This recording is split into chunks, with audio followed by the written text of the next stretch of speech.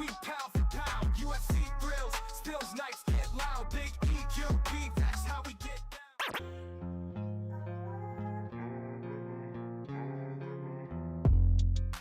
Yo, what's up, everybody? Welcome back to another episode of the GRP.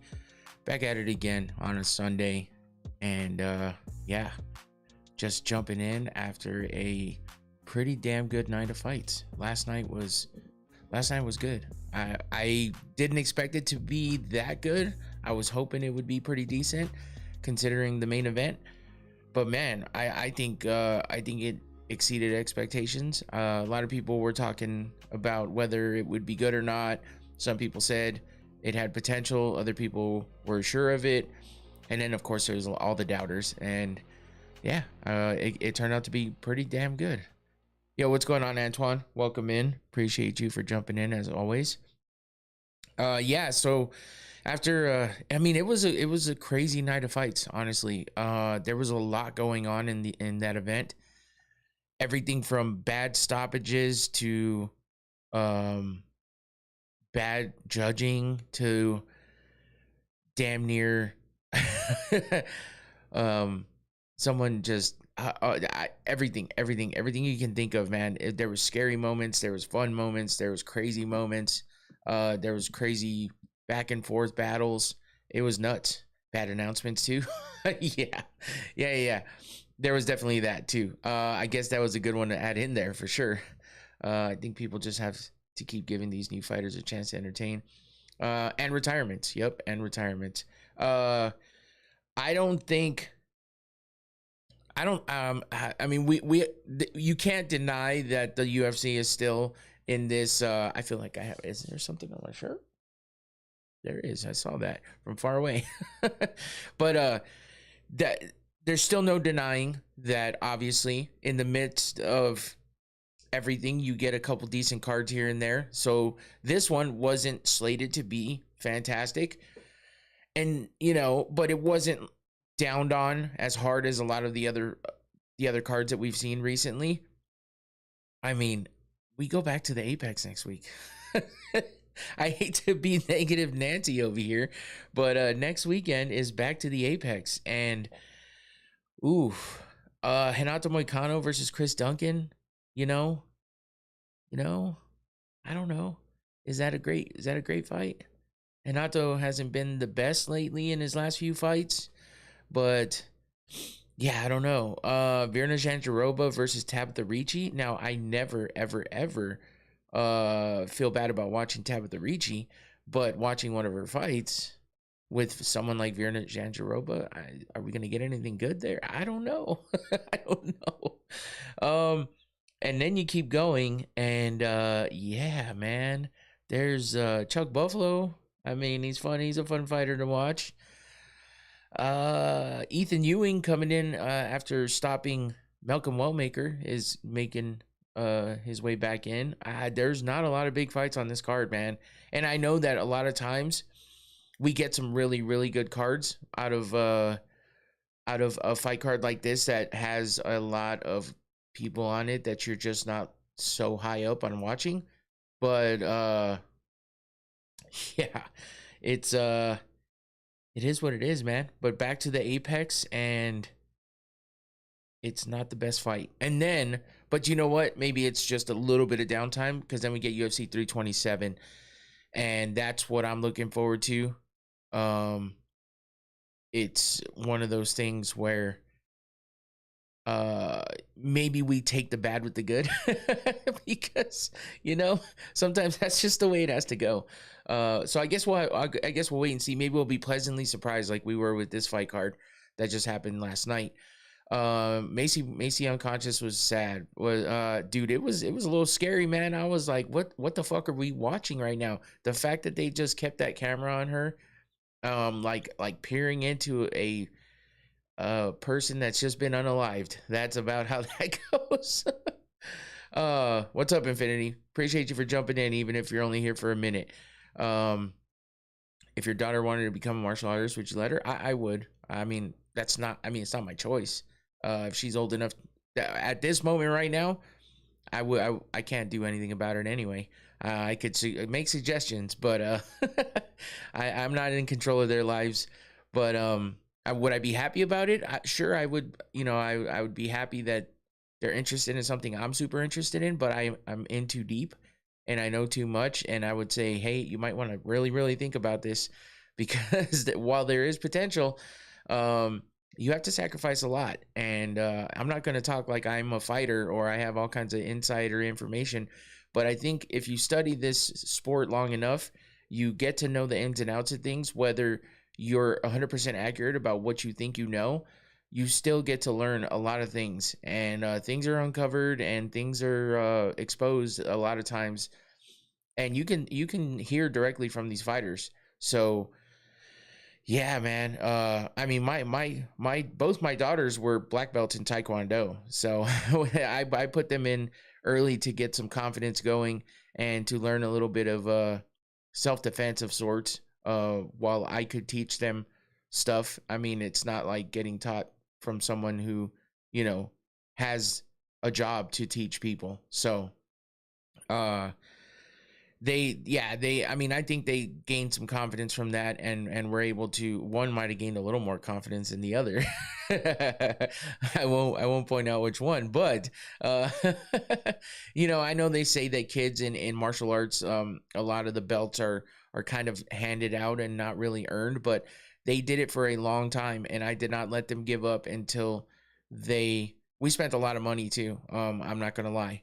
But it was something to keep them busy, and they juggled a super busy schedule.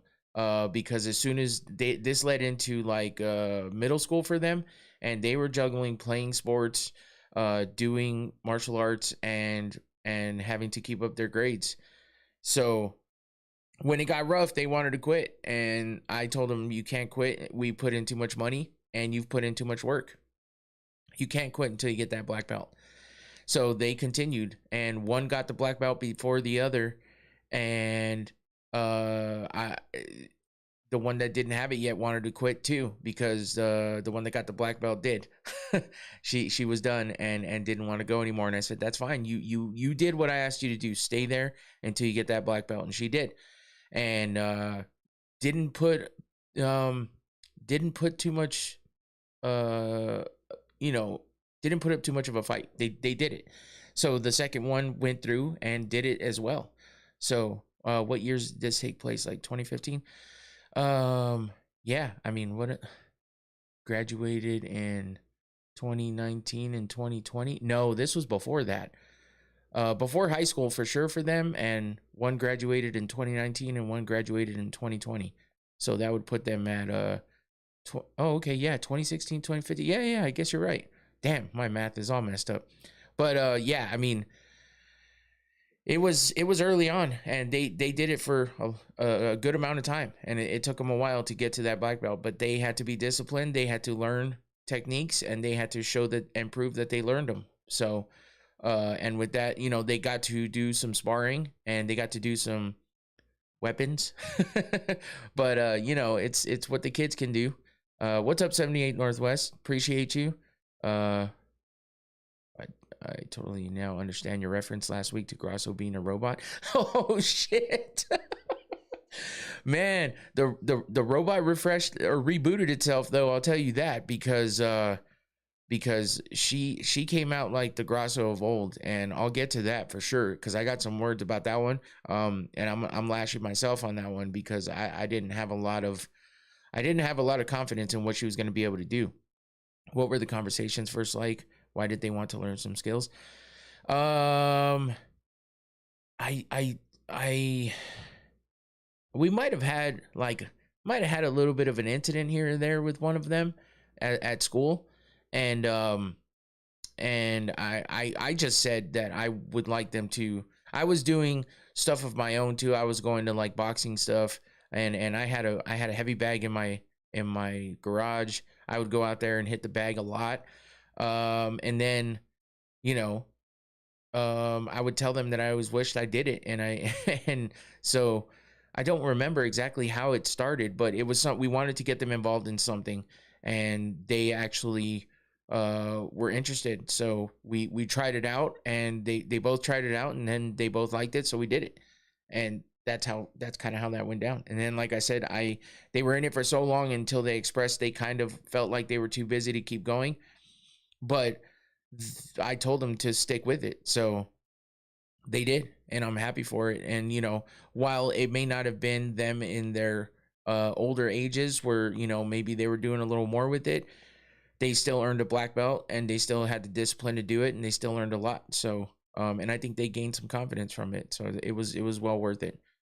And you saw what Alexa said. She felt healthy for the first time in a while. Yeah, and that's good. That's good for her, because we see now what she can do when she's healthy. Holy shit. Would you use the bag in the morning or at night before bed? Usually, after I'd get off work, I would go out to the garage and just work up a sweat. And on the weekends, it would be whenever I had time, basically. Actually, me and my buddy Josh, who were in here, we did a whole little circuit training thing with his cousin, who had a bunch of Muay Thai, like like the pads and stuff. We had a whole flooring set up outside in the garage, and we would do some crazy workouts, like getting to the point where we were puking. So yeah, it was crazy. It was fun. I wish I still did stuff like that, but my body hurts from playing golf yesterday. That's a damn shame. I'm looking to get myself in better shape soon. I need to start doing something, and I need to stop making excuses. So that's my plan in the near future. And I got to get started and get doing something, because I'm tired of being tired. So we got to do that. How many holes did I play? Oh, just 18, but it was rough, man. There was like 20 to 30 mile an hour gusts of wind at some point. And yeah, it was crazy. And that wind wore you out, man. You're trying to hold yourself steady while trying to swing a club against the wind. That was rough. And we did not play well at all. None of us did. My pops was with us, and he's usually very consistently good. He'll hit the ball down the middle. He's mad because he doesn't get a lot of distance anymore, because he's older, but he still is very consistent in hitting the ball down the middle. And he was just having trouble, man. We all were. It was tough. I've never played before. Like I said, the sport looks really calming out there on the grass. It can be. There's not a lot of things that are very calming to me. I can make something frustrated. But I get frustrated with everything. But it is what it is. I'm working on it. I have to, because it's just not good for me to be so upset all the time. But I do like going and playing golf. It's a skill game. It's a very skillful game, and you have to use your brain, and you have to train yourself to do you have to train yourself to be able to consistently swing the club correctly and play the right club and all that stuff. So it's fun. It's not all just drinking and having a good time. Well, we do drink, but it's having a good time, but it's also respect for the game and all that. But did you see what happened to Tiger? Yeah, man, Tiger Woods has just bad luck every once in a while. Bad luck at getting caught, or bad luck at crashing, because he just can't seem to fucking get it together, man. And I would love to see him not do that anymore. Just like I kept saying, I would love to see John Jones stop with the bullshit. And Tiger's in that same boat, man. That greatness makes you become a wild person sometimes. And when you have the money and you just wild out, and you feel like there's no consequences until something like this happens, and it's crazy, man. So I can't believe Tiger did it again. I just hope that, at some point he learns before something really bad happens to him, like he kills somebody out there or kills himself because he, has an accident that is worse off than it was this time. Last time I tried it, looked like Happy Gilmore. Yeah, we always wear collared shirts. You kind of have to in some places, because some places don't like a t-shirt. You don't have to all the time, but I made it a habit to just wear them always. I have to wear a collared shirt for work anyway, even though I do a physical job and I sweat a lot and we're out in the heat. Still have to wear that collar. That's the shirt. So I'm used to wearing it, so it's not a big deal. So I continuously wear a collared shirt to play golf, so I don't have trouble. Just like you can't wear jeans out there, I never do it so that I don't have to worry about it. Who would you pick between Alexa versus Manon in a 5-round title eliminator? If Alexa comes out like she did against Macy Barber, I'm picking her. That boxing was fucking crisp and clean, man. It was sick. It was great. I hear Tiger Woods lost a fight to Tony. That's a good question. I never thought about that. I bet on Grasso Barber to end in finish was good value at plus 255. Yeah, that was a good bet, John. That was a good bet, John, for sure. Because I wasn't sure it was going to go that route. I thought it might be a good battle. And I thought maybe Macy would be able to hold up. But we saw what happened. It was rough. Did you see when Tiger won the Masters at 21? I don't know. I don't think so. All is good. What's up? Welcome back. Appreciate you. I don't think I watched it. I'm not big on watching golf. I'll watch it if it's on, but to turn it on and really pay attention, it's not my thing. The only thing I really watch, besides like I've been watching March Madness and I'll watch football when it's on, catch baseball if it's on. But I'm not going to go out of my way to watch it because I'm just always constantly doing something. The only thing I really, really watch are fights. So it's tough, but I bet on Tawfiq. But even I think he didn't deserve the win. That was a crazy fight, though, man. That was a crazy fight. I just checked, and Tiger Woods is a billionaire. That's crazy. Oh, yeah, for sure. He's a billionaire, yeah. All those brand deals, his own products and merch. It's crazy. Ronald Acuna Jr., man. Hell yeah. What's happening with you, man? There you go. Yeah, so before I go too far, before I go too far and forget, like I did a couple shows ago, let me give a shout out to my sponsor, Noctane. I have to make a note and hit up my guy for Noctane so I can get some new ones because these are definitely worn out and I need some before I head on that long road trip I have coming up soon, which also means my daughter leaves and that sucks, but it is what it is. I try not to think about it too much until it gets really close. But she's talking about it all the time because we have to plan. Tough. Anyway, let me hit these Noctane smelling salts real quick. Ooh, that one's just barely there. I can smell it, but it's not there all the way. Let me see what happens with this one. I gotta try both. Do you think Joe can win the middleweight title? Ooh, I don't know, man. Ooh, okay. That one still has a little bit. Oh, this is the most potent bottle. It's the red cap, but when you can refresh them a little bit when they start to get a little weaker, which I have done already. And I think I just worn these out. So they're not as strong as usual, but I got a little bit of kick left in them. So scan that QR code or hit the link in the description below and you can go get yourself a bottle. Check it out. There's 3 different potencies. There's different types of scents you can add to them, and it keeps you awake and alert. A lot of power lifters use it for quick boost of adrenaline, and there's a bunch of different uses for it. So you can go check out their website. And at the bottom of the main page, you can scroll all the way down to the bottom, and it says proudly sponsoring Going Rounds podcast, which is me. So there you go. Thank you, Noctane, for the sponsorship. Do I think Joe can win the middleweight title? I think he has potential, but beating Izzy is a great step up, and he looked really good doing it. But I think that he might struggle with some of the higher level competition. I think that Izzy is at the point where he does well for a minute. It hasn't fully escaped him yet, and he still has some speed.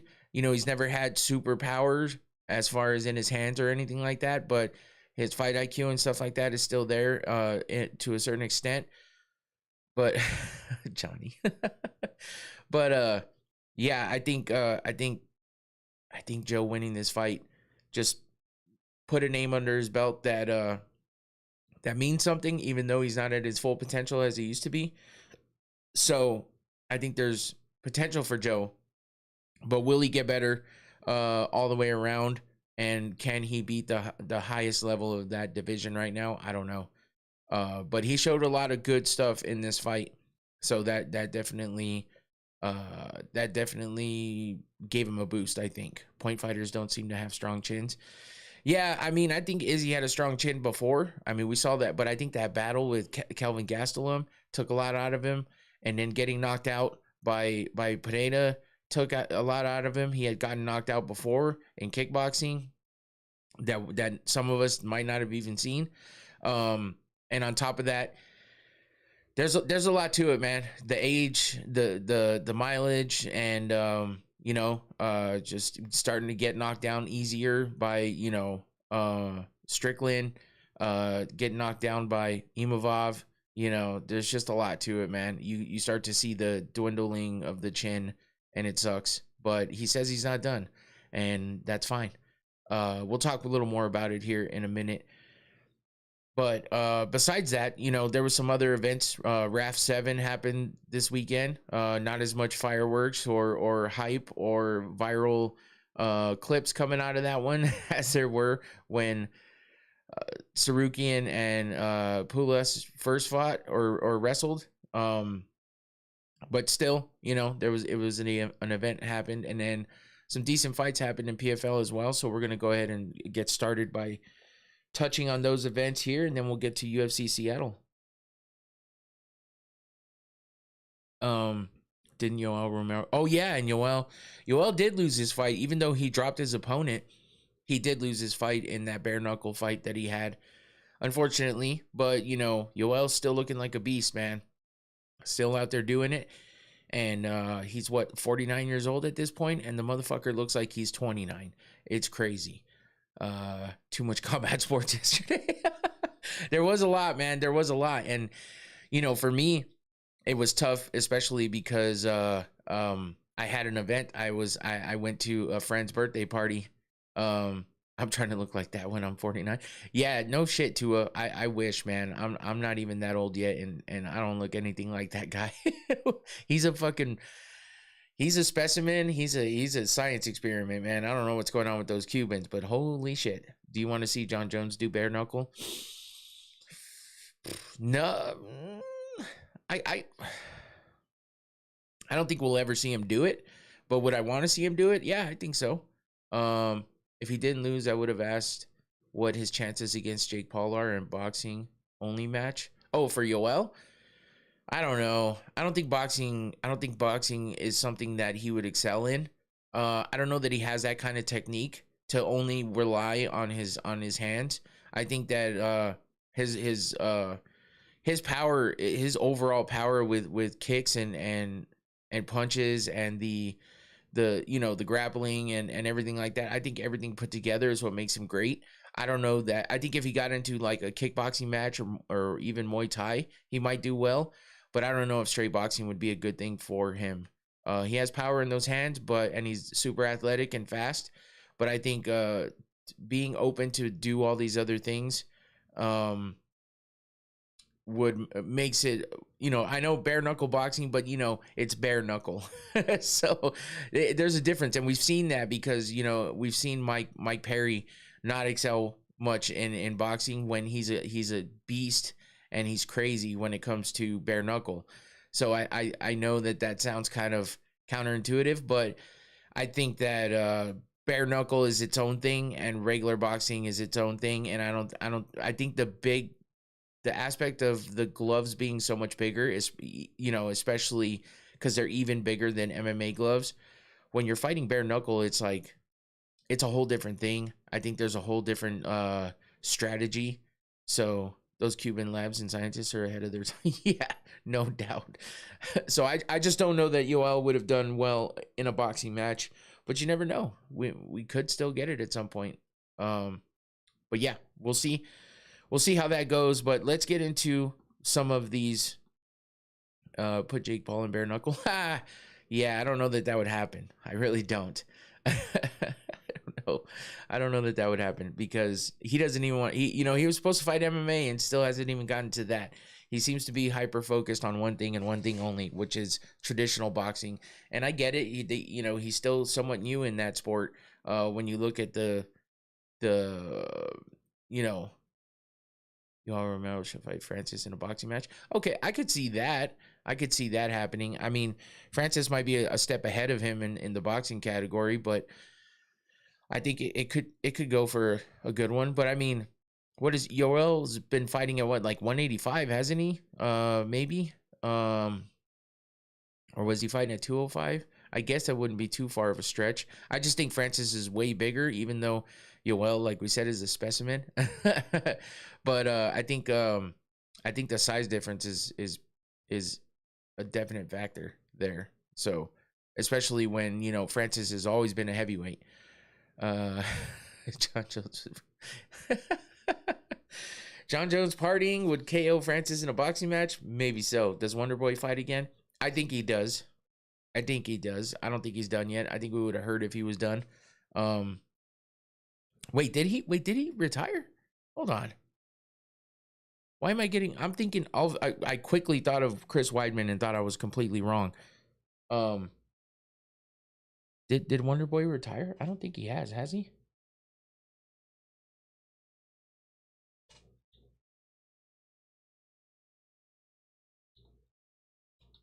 I'm gonna look it up real quick.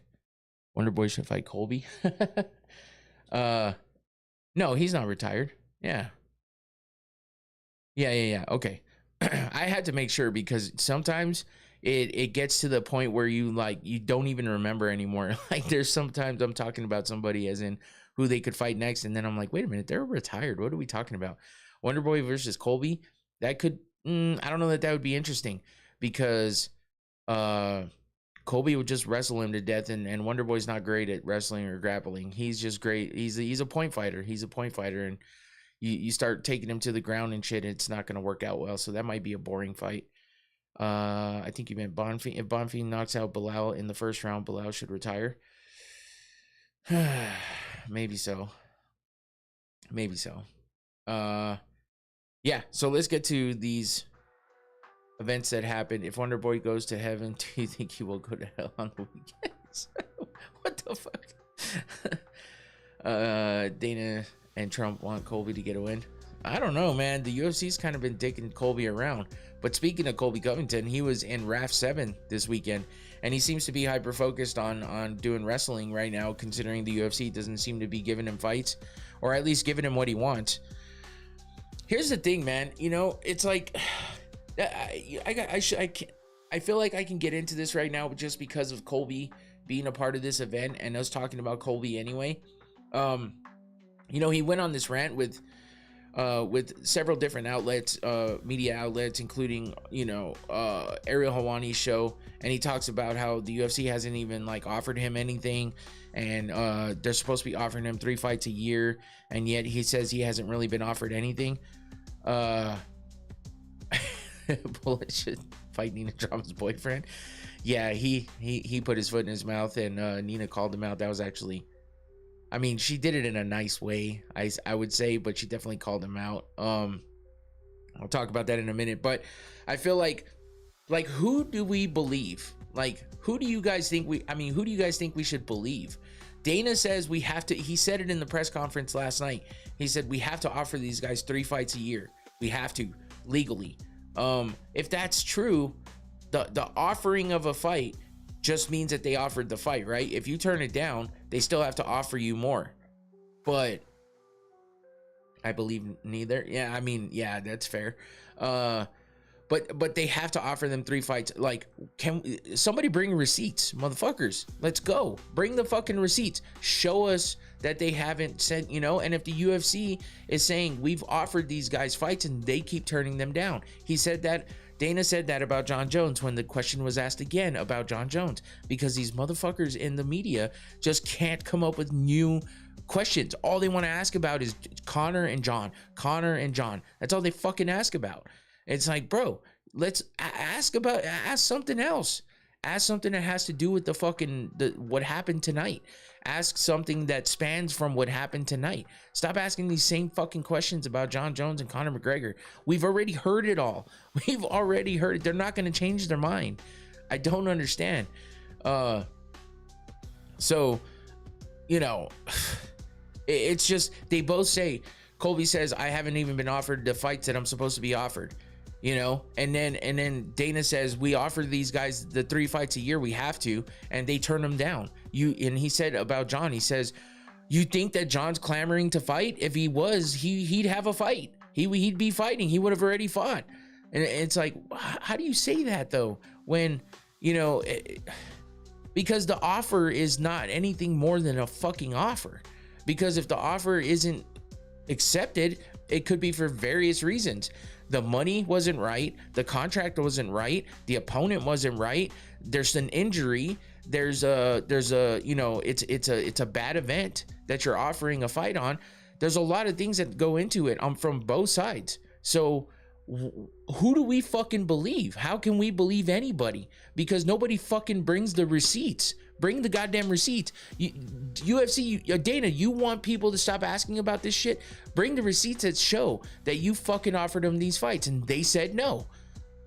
Just fucking put it out there. How hard is that? Just put it the fuck out there and everybody can shut up. Because then you just say, well bitch ass John Jones doesn't want to fight. He's been offered these fights. He doesn't want to fight.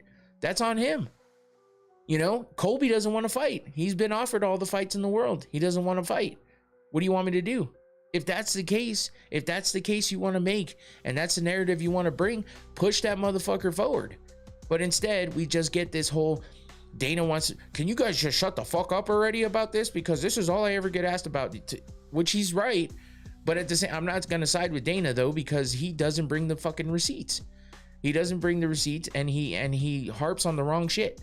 It's like, bro, just you're Mr. fucking badass boss man. Bring those motherfucking receipts and let us know.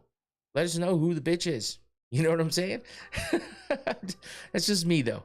Dana said Francis was scared of John and Jones was scared of Francis. Dana lying like there's no tomorrow. 100%. I don't doubt that whatsoever, Johnny. It's crazy because they were in love with Colby. He got like 3 title shots. Yeah, kind of like Diego Lopez right now. Boa and Michael Chiesa say Colby turned down offers to fight them. I don't doubt it. I have a pocket full of receipts in my jeans. Man, you better wash those goddamn jeans. Throw those receipts away. What you need those for? But damn, son. So yeah, I don't know. It's just one of those things. I get sick and tired. You know what I mean? Like that. I get frustrated with getting asked the same questions about a lot of shit too, because people know that I like to talk about MMA or whatever. Or on the show here, you know, it's like sometimes I get frustrated with the questions because I'm just like, we fucking talked about this like so many times. Like, I mean, but at the same time, I get it because everyone's always curious. No, we never get answers. That's the thing. And I can't provide a proper answer that's 100% authentic and truthful because I don't know the truth. Because none of us do. It's between the UFC and the fucking agents, managers, fighters, organization, all of that shit. It's all on them. But somebody fucking make something happen here. Like, if you're sick and tired of talking about it, prove to us what the deal is. Prove to us what the truth is. Why prove it? Because then you can get the people to shut the fuck up. And then maybe they can go talk to that guy the next time they see him. TMZ's out there. Dana showed receipts and says that you don't want to fight. You've been offered this many fights and you turned them all down. Why? And then we get the answer from him, maybe. You know what I mean? But none of them are going to tell the truth. Some are trolling too. Yeah, I mean, Infinity, I get that. There's always trolling. There's trolling everywhere. But, you know, somebody's got to fucking put something out there that matters. And everyone's a hypocrite and everyone's caught in the crossfire of bullshit. That's the problem too. So the RDR pre-fight press conference is way better than UFC recent press. What? So yeah, anyway, Colby Covington he wrestled. I keep saying fought because the last time we covered RAF, there was an actual fight that happened, somewhat. But Colby Covington wrestled Dylan Dennis and beat him. No surprise there, because Dylan is not a wrestler. He's a fucking jiu-jitsu guy. And while jiu-jitsu and grappling, you know, are very similar and stuff, but it's not wrestling and it's not freestyle wrestling. There's different styles of wrestling out there, and whatever you do for jiu-jitsu isn't the type of fucking wrestling or anything like that high-level guys like Colby Covington are used to. And Giorgio Poulos, he's a traditional wrestler as well, but Arman Tsarukyan's a fucking beast. He's a beast of a fighter. He's a beast of a combat sports opponent in general. So now he's beaten him twice. He beat him straight up and legit this time. There was no fucking controversy around it that I saw or heard. and Pulis actually paid Arman Tsarukyan the $10,000 he owed him for taking him down, because he legitimately took him down in this fight. So or in this match. God damn it, I gotta quit saying fight. Anyway, the good thing about that is Arman Tsarukyan won by decision, and you know, he got Pulis down, so he got the 10 grand. They did it on camera, the exchange of the money, and then Tsarukyan proceeded to show Pulis what he was doing with that money. He said, this money's going to this, you know, kid that has an issue. Arman needs to get ready for BSD. Yeah, 100%. Pulis been wrestling longer than Arman. Yeah, but you know, Arman's a beast. And he beat him twice. So and you know, he took down the guy that said he couldn't get taken down. He offers everybody $1,000, and he made a bet with Tsarukyan that he couldn't take him down for 10 grand, and he technically took him down the first time. There's arguments about that, but the second time there's no fucking argument. And Tsarukyan's doing good stuff with that money. He didn't want it just to put it in his pocket, because that's like having $100 for us to Arman, it seems like. So when, you know, he gets that 10 grand and he shows, you know, Giorgio what he's doing with that money to prove it, you know, and that's what he's gonna do. So I mean, props to Tsarukyan for that. I'll give him his flowers on that one, because that's pretty cool. And good on Pulis for finally, you know, paying up and doing the right thing. But in the press conference, he fucking, you know, he said some dumb shit, because yes, the content we see out there of Arman and Nina drama, you know, it's made to look that way. Nina does it on purpose, man. She does it on purpose because she knows that it's going to cause controversy. It's going to get views and clicks, and everyone's going to clip it and take it out of context and ship them together. If you don't know what shipping is, it just means when people are trying to fucking put people together that aren't together, saying that they're in a relationship or whatever. They're shipping them. So it's a fucking streaming thing. That's what people do in streaming all the time. It's fucking dumb. But you know, like, women streamers can't stream with a guy, because if they even look at each other for longer than a second in the eyes, all of a sudden they're together, they're fucking in the background, and they're gonna get married and probably have kids together. They live together. You know, Nina, and I'm not saying that this isn't happening, because I don't fucking know, but Nina does. She is a flirtatious girl, and she's a very friendly person, it seems like, as well. And she really cares about, you know, showing connections with the people that she's interviewing, the people that she's making videos with, and she's doing MMA and jiu-jitsu and shit with these guys. Like, yeah, she should probably stop doing that if she doesn't want to get shipped with these guys or have false accusations about things. But the thing is it brings the views, and it seems like she's getting a little sick of getting thrown around and getting hit and getting punched and getting slammed and getting hurt all the time. It does seem like it's wearing on her a bit, but you know, she gets the views, she gets the attention, and she's getting the money that she makes from behind it. So the live streaming, all of the interviews, working for the UFC, all the content that she makes money off of all that, man. So you got to put up with the shit if you want to keep making that money. And it seems like no matter how much she wants to get mad about it or talk about how it's not true, I feel like she still does a little bit of it because it keeps getting those views.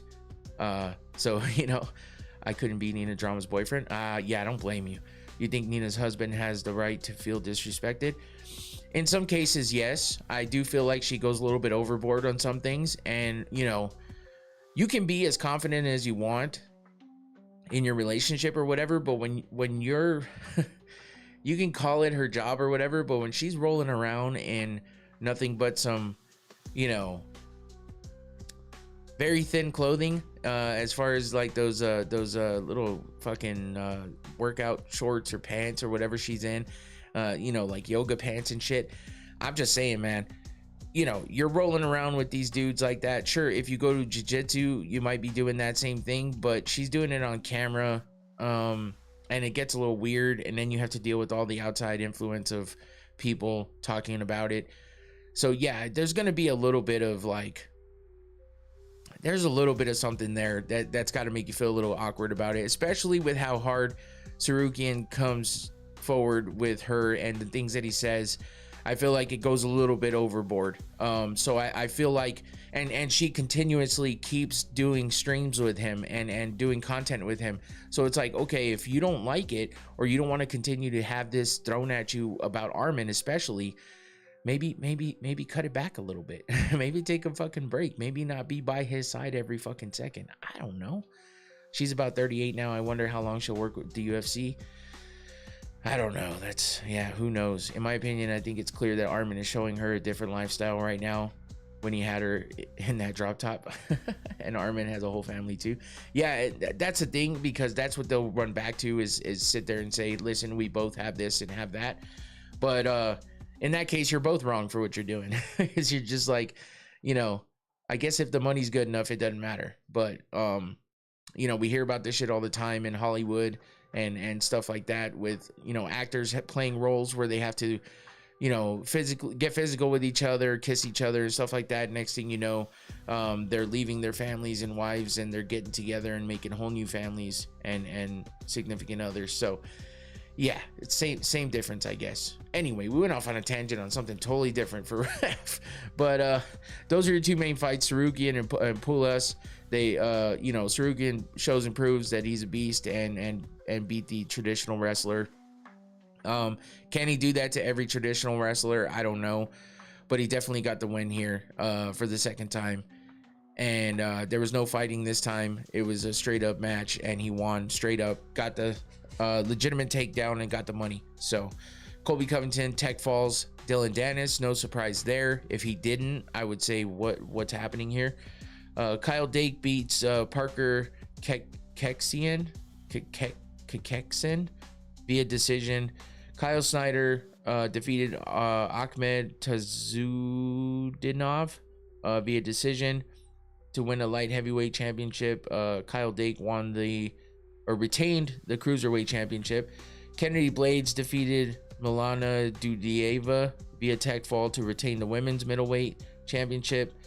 White Hendrickson defeated Trent Hilger via decision to retain the heavyweight championship.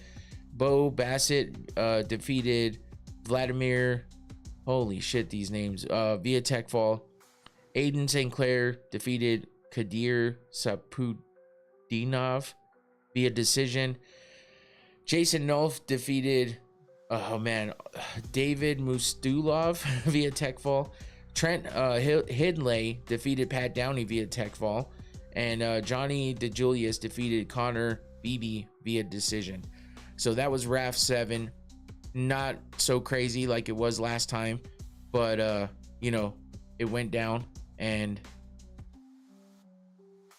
yeah, we finally got some ending to that stuff. Hold on, what's happening here? Because I feel like something's missing. Where'd it go? I think I turned something off and I didn't mean to. Ah, well, it's not there. Oh, there it is. I did turn it off. Okay. Do you think wrestling is the best base for MMA? More than likely, that's probably correct. I do think so. I feel like it's been proven time and time again. Best base, maybe not the best thing to only do during a fight, but I think it's the best base to have, because if you can defend and also be offensive with your wrestling, you have a better chance at overcoming a great striker or a great jiu-jitsu guy. I think back in the day, we all thought jiu-jitsu was better than wrestling because a wrestler isn't going to be trying for submissions. But if it's a strong wrestler who has a lot of skill and experience in wrestling, they can defend those submissions because they are a strong wrestler, and they can, you know, turn things around on you. They can power their way through different situations, and if you're not getting sunk into a submission quickly, I think a wrestler has an easier way of getting out of things than, you know, just a run-of-the-mill like striker or something. You know what I mean? So I think wrestling's a great base for MMA, probably the best one for sure. I just think that if you're only a wrestler, it's not a good thing to that's not a good thing in MMA. I think it just needs to be part of your skill set. So moving on back to MMA. What the hell? Back to MMA, we got PFL main card from Pittsburgh. Who do you think is the greatest WWE wrestler of all time? I don't know that I can really say. Because for me, you know, I hate to be that way, but I feel like because it's scripted, yes, they're all very athletic, but because it's scripted, they're told kind of who's gonna win. So how can you say who's the best when it was predetermined? So while I give them props for all their skills and athleticism and beating up their bodies like they do, the schedules they keep are insane. But to say who's the greatest of all time, I feel like that's been predetermined, and whoever the WWE tells you is the greatest of all time is who the greatest is, because they made the script. You know what I'm saying? But I mean, I feel like, you know, obviously John Cena was great. Undertaker was awesome. Stone Cold, badass. You know, all those big name guys. Is there anything from the WWE that could work in the UFC? No, not legitimately. I don't think. They base a lot of their moves on real wrestling moves, and now they're into jiu-jitsu and MMA moves that they're doing in there too. But do they really know how to do it? I don't know. Where were you when the CM Punk stuff happened? Following MMA like always. I mean, I thought it was a joke, and then it turned into be a real thing, and I kind of rooted for him a little bit just because I was like, you know, it's kind of cool. But then I saw him fight, and I was like, holy fuck, never mind. Just kidding. That's why I got so much respect for Brock Lesnar. That was a conscious decision to do that. Yeah, I give Brock a lot of props because he did come into the UFC, and while I don't think he was a great, well-rounded fighter, I do think that he, you know, he beat some guys that I didn't think he could beat, and he became a champ. I mean, you can't deny it. So it is what it is. Who is the best female fighter in UFC history? I would have to say Amanda Nunes right now.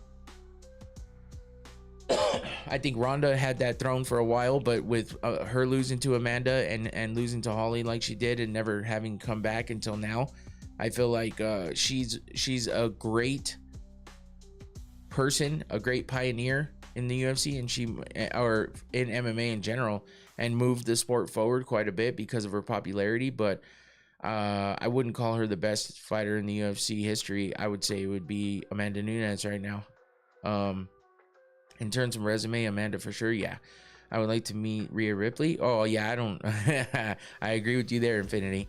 She literally has every legend on her resume. Yep. How would you rank UFC 100, 200, and 300? Nostalgia makes me say 100 first. I would go with 300 second and 200 last, I think. I feel like if John Jones wouldn't have fucked up 200, it would have been a better event. But that yellow canvas was absolutely atrocious too. So I feel like that killed it a little bit. But I think 300 beats out 200 slightly. How do you feel going into that pay-per-view? And did you think CM Punk genuinely had a chance? No, never. I didn't think he had a chance at all. Lesnar was a wrestler in high school and college. Yeah, which is why he became such a great wrestler outside, and, you know, gave him that base for MMA too. I'd put Valentina over Ronda for the second greatest female fighter of all time.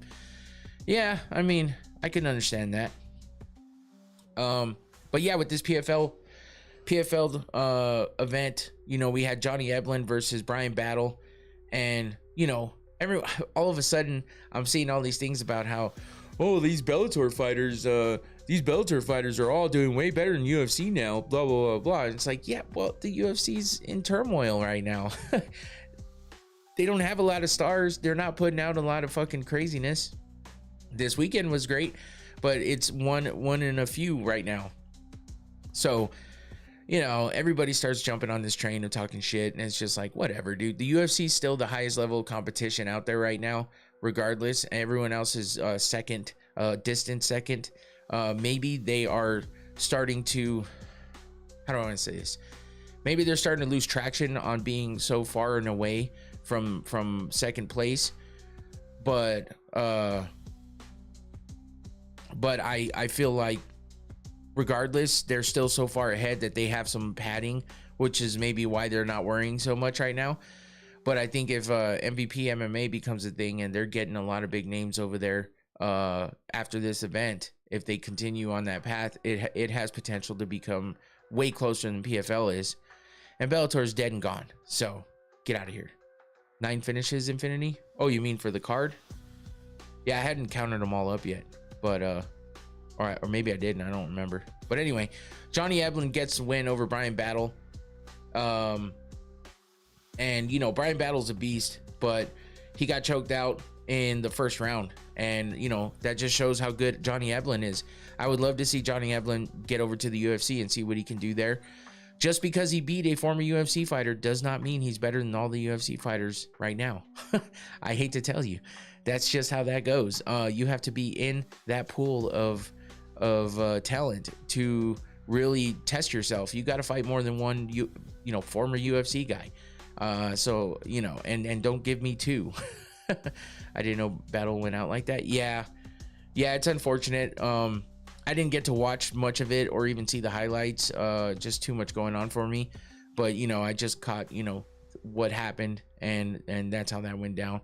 So, Impa Kasangane got the win over Dalton Rosta. See, so there you go. Former UFC fighter coming over and beat the Bellator / PFL guy. So what do you got to say now? But he beat him by KO in the first round. So that was good. Ariana Lipsky, another former UFC fighter, beat Sumiko Inaba and got the win by unanimous decision there. Alexi Pergande beat Julio Arce. Sure, another UFC fighter that lost. Ex-UFC fighter, but whatever. Wait, did he fight in the UFC? Yeah, he fought in the UFC. He was 6-4 in the UFC. So, yeah, he lost. And Pergande keeps his undefeated record now. 8-0, getting that unanimous decision win. Brian yeah, I don't know if he'll make it back. I think his weight cutting issues, and if he continues to lose outside of the UFC, especially in MMA, what was it? What is the other organization he was in? Holy shit. The one that John Jones is a part of. I would say top 10. I don't know if he's top 5. I would like to see him against somebody in the top 10 and see how well he does. But Dirty Boxing is what Brian Battle was in. Yes, DBX, thank you. Yeah, I mean, I don't think the UFC will really look at that as anything. Seeing him go over to another MMA organization and lose to one of their best guys, though, you never know. But we'll see how he bounces back. We'll see what else he does. He might be able to impress enough to make his way back to the UFC. But when weight cutting issues are not something UFC likes, they don't like fucking dealing with it, and they don't like it when you don't make weight, and that was his problem. So, and he, you know, he had a good thing going and he fucked it up. So it is what it is. Let's see if he can get it done outside of the UFC. Let's see what else happened on this card. Natan Schulte fought in the UFC as well. He lost to Jacob Kazuba, who is undefeated and extends to 16-0, beat him by unanimous decision. Dakota Bush used to fight in the UFC. He beat Robert Wadley by KO in the first round, 34 seconds in. So good win for him there. Who else? Josh Freem, former UFC fighter, gets the third round KO over JL Solwahi, and he gets the win there in the middleweight division. So yeah, a bunch of ex-UFC fighters, you know, kind of mixed up there with wins and losses. But that's why, you know, people, just because somebody comes over to the UFC, they used to be in Bellator and is winning, it's like, come on, man, this doesn't make fucking Bellator better. Just because you get a couple of Bellator fighters, ex-Bellator fighters, beating UFC fighters in the UFC or in other organizations does not mean anything. Let's get off that shit. I don't know if anybody else saw any of that going around, but I you know, scroll through a lot of shit when it comes to social media stuff, and I see a lot of posts and shit, and I'm just like, bro, what the fuck, man? Just for clicks. And you're not even getting a lot of them. So it's like, what are we doing? But it's all good. They're gonna talk shit. So let's move into UFC Seattle, the biggest event that I was following this weekend. Damn, my ice melted fast as hell. I was drinking basically straight up fucking I was basically drinking straight up whiskey last night. At this birthday party we were at. They were making drinks, and it got a couple of drops of bitters in there, and a squeeze of a rind from an orange. But yeah, it's kind of nice to just sip on some straight up whiskey sometimes. I make old fashions all the time. That's what this is. If it's that darker color, it's an old fashioned. It's a little darker than just the just a straight up whiskey, but sometimes straight up is good. I have a couple of decent brands back there. Some Eagle Rare, some Stag, Blanton's, some real good sipping whiskey. Chaser, if I'm taking a shot of something straight up, I'll take a chaser. I don't give a shit. But what do bitters do? They help with the flavoring. Like there's some Angostura bitters that help just bring out the bolder flavors of the whiskey, mix well with it. In old fashions, you use orange bitters a lot too. There's all kinds of different types of bitters, like chocolate bitters and walnut bitters. You can just change the flavor of the drink by throwing in different types of bitters. The types of bitters I use is orange and Angostura, just regular straight up bitters that just help bring out the actual flavor from the alcohol that I use, like any of the whiskeys. But I also mix in liqueur 43, so my drinks are a little bit stronger. It's like a 3-shot drink basically.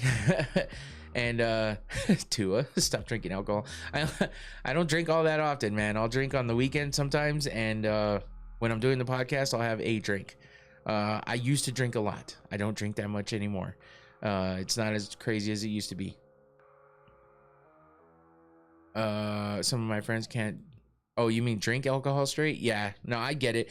Like I'm cool with sipping on a whiskey, but to take a shot of whiskey, it's like, what? I'm not young like that anymore. Yeah, if it's a watch party, I'm drinking a lot. I'm mixing some twisted teas with. I can't drink beer anymore, man. Beer fucks my stomach up so bad. Might be an allergy thing or something like that. But Tua, you're such a damn troll. Anyway, I just started talking about alcohol. Whatever. Back to the fights though. Adesanya versus Pyfer, and yeah, it happening in Seattle. It was a good event, man. It was a good event. I feel like the crowd was a little bit unfair to some of these fighters, but they were passionate, and sometimes you need a passionate crowd, and they were definitely that. I feel like they were really unfair to Lance Gibson Jr., but yeah, it's one of those things. They just kind of went with the flow of things, and when they thought it was a bad thing, they said, but then they heard something that they liked and they were cheering. It is what it is. I get it. Alcohol is not the best thing in the world, Tua, if you're being real, but if you're not, yeah, whatever. So yeah, let's, we go from the bottom to the top and hit up these prelims, and we got to talk about those because there was a lot of good fights in the prelims as well. And we'll get started with the women. Alexia Tainara versus Bruna Brazil. Man, it was a pretty interesting fight. Tainara really came out with the striking and caught Brazil a few times. Bruna Brazil, she put in some work herself, but Tainara was real technical. She stayed composed, and she controlled the pace, man, and that's a good thing for her. That's what was able to get her that unanimous decision win. She outworked and outpaced Bruna Brazil across all 3 rounds, really. Nothing crazy, special, or fancy or anything like that. Just effective, super effective. Kept the striking, going, and landed the good punches that were accurate, and it meant something, and it showed on the scorecards, and she was able to get that win. So starting off with a decent fight between the women. Not a KO, not a finish, but it was a good fight. And then we get to the first fight of the night that was super controversial, and that was Ricky Simón versus Adrian Yanez. Come to a majority draw. And it was It was a messy fight, man. It was a messy fight. There was a lot of output, but you know, I think Ricky Simone had his moments where he did well. As you can see, he landed some good punches on Yanez, but Yanez just seemed to put out the more output. He put out the more damaging blows. He cut Ricky Simone up a good amount with some elbows and some punches, and I feel like he had some cleaner boxing. He was definitely getting the strikes in there. He is, yeah, Yanez is nice with it, man, for sure. And Simone, he's just a beast. Like, he's durable. It's hard to get him out of there, and he just sticks around. He sticks around and keeps and stays in there, being tough to handle. While you might be landing strikes on him and damaging him, he doesn't go anywhere. He stays there and he comes back with something, and he puts some hurting on you too. I like his stance was more squared up and great lateral movement. Yeah, he definitely had some good movement in there. He's just had some clean boxing, man, and that was good for him here in this fight. And while he got touched up as well by Simone,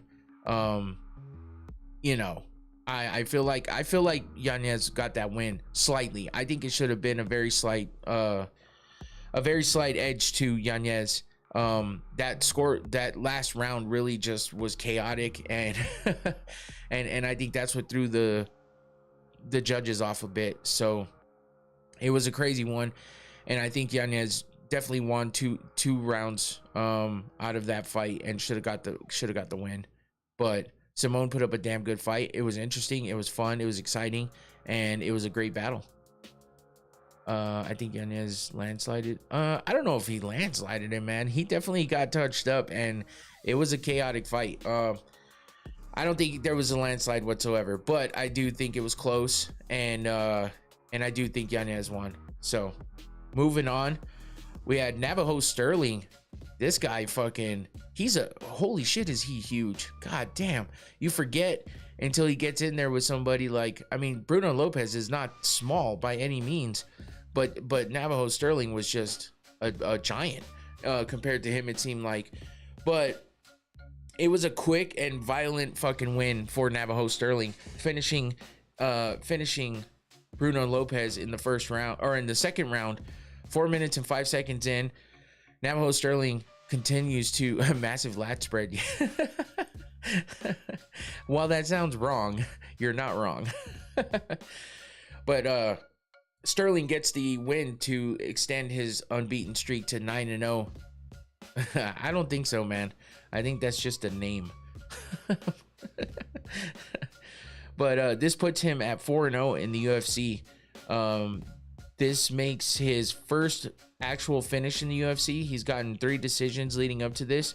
He got the TKO win in the Contender Series, second round KO for him there. And then he went on a streak of decisions, but winning nonetheless in the UFC. Tuco Tucos, Ivan Urslan, and Rodolfo Bellato, he got wins over by unanimous decision. And then he comes in against Bruno Lopez and gets a second round finish to, strengthen his wins in the UFC now.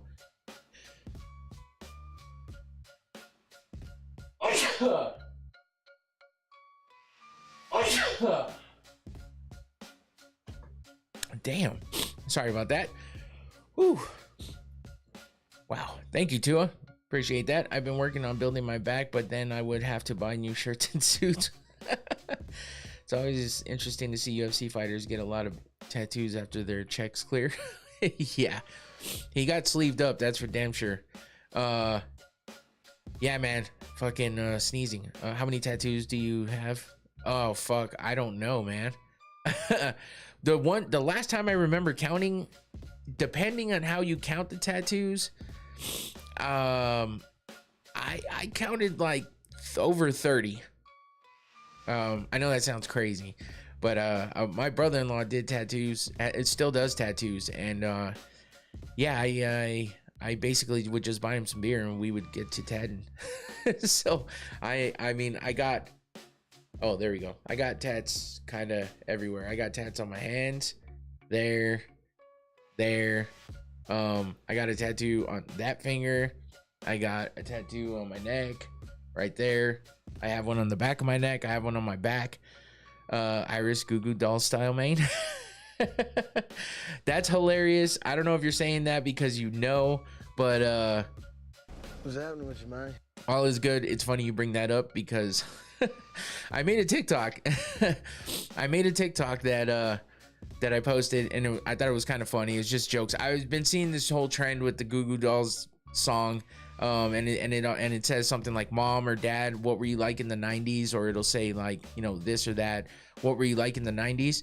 And because it's funny, Antoine, you were part of the reason why I did this, because you'll always ask me those questions of like, "Oh, where were you when this happened or that happened?" And it kind of made me laugh. But I've seen a lot of people doing like you know, funny joke style ones where it's like a white dude will be like, the white guy from the fucking Office is like, "Hey Dad, what were you like in the '90s?" And then he posted a bunch of pictures of an Asian dude, and I thought it was funny. I've been seeing that go around where people do funny shit like that, so I did one because I've been a couple times on stream, someone's been like, "Is this Tai Tuivasa?" And I'm like, "Bro, I don't even talk like Thai. What the fuck are you saying?" I've had it happen a couple times, so I actually made one where it was like, "Biggie, what were you like in the '90s?" And then it was a bunch of pictures of Tai Tuivasa. So if you want to see it, go check it out on TikTok. I posted it on my shorts as well, so you might have seen it there, so maybe. But yeah, I posted that. It was funny. I thought it was funny. And then I get these fucking dumbasses in the comments. It's like, "That wasn't even in the '90s." I'm like, "Yeah, bro. And I'm not Tai Tuivasa. That's the fucking point, you moron." Whatever. It's the internet. Anyway, that reminded me of that. So sorry to go on a fucking tangent over here, but I thought it was funny. Go check it out. You know, drop a like in there. I'd appreciate it.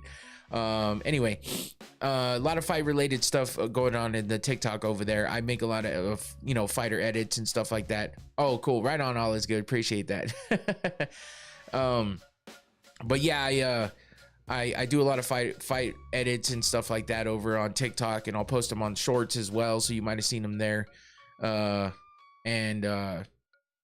know, go check it out. I mean, I do a lot of just promo posting on my Instagram and my Facebook, but on my TikTok and my shorts, I post a lot of stuff there, different stuff. So the movies, the music, the fashion, I wish I got to experience early 2000s was peak, bro. Honestly, late 90s, early 2000s was peak. I thought it was dope. Favorite thing from now is hitting that thumbs up. Yeah, for sure. Yeah, and Infinity. Oh, you know what? While I'm off on a little bit of a secondary tangent here too, me and Infinity are planning out the reverse interview where he's gonna interview me on this channel here. So that's gonna probably happen next week on Friday.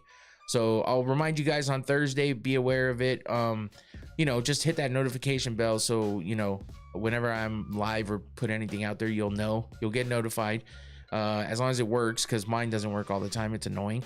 But either way, yeah, be on the lookout for that. If you guys want to learn a little more about me and you know, stuff about myself, you know, a little more personal or something like that.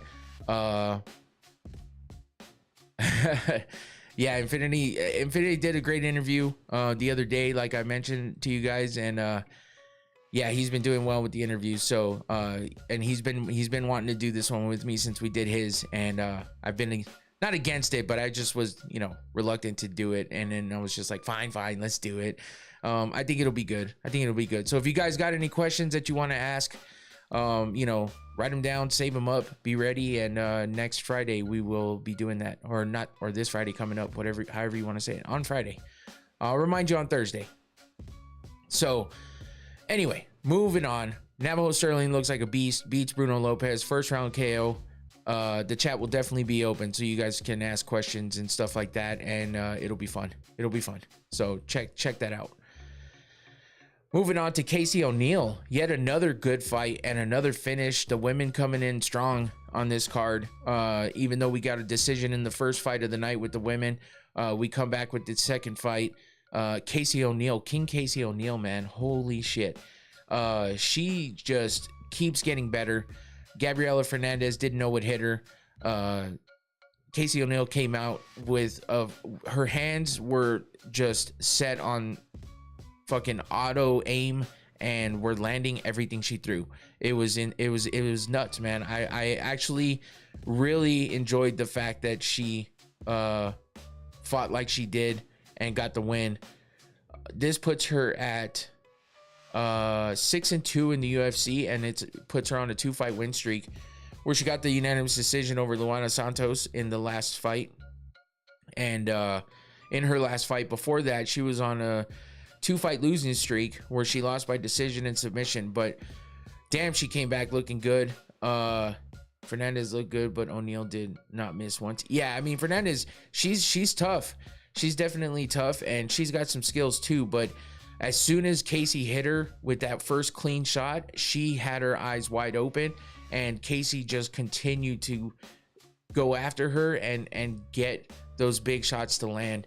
And Fernandez was on a 3-fight win streak, man, and she had 2 bonuses out of those 3 wins that she had. She beat Carly Judice by decision, Kong Wang by submission, and then Julia Stoliarenko by decision.